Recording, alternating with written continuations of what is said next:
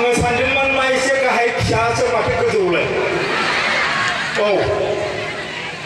बिथाङानो जाहैबाय गसाइगावनिफ्राय फैदों नै बिथाङानो प्रेक्टिकेल बसुमतारी जय बातासपुरनि ओइ आदै भलियाम होना होलै एसे गोजौ हेल' बेस टेबोल बारायनांगौ बर' नंगौ नाङा हेल' बै गिदिर गोलाव गोलावखौबो हो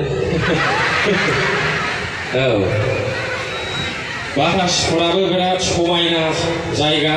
बेजों लोगोसे दा सान्थि फैबाय गोजोननाय फैबाय दा फैयाखै दा आङो दिनै सफैबावनानै बिराद मोजां मोनबाय आं 7.5 बारसो जाबाय बातासपुराव फैनाया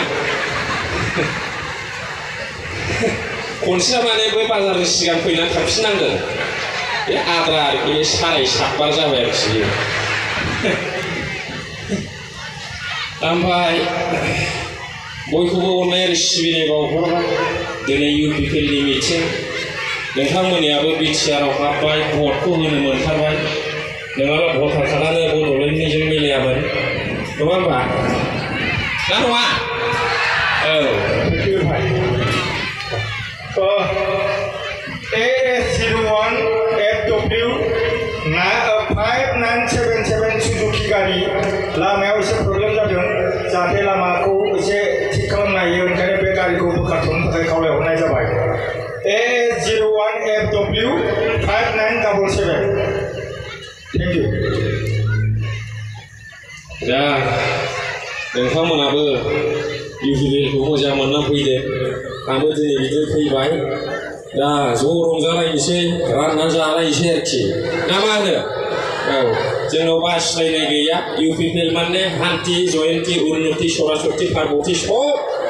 आरोखि मिथिया दा बेखौ ज' रायलायना जानोसै आरोखि गान खनग्रोसै ना मा होनो औ ब्लुटुथ जायोना ब्लुटुथ जाया बे जिखौ बिदि खालामनाङा आरो बिदि नारजोबफिननाङा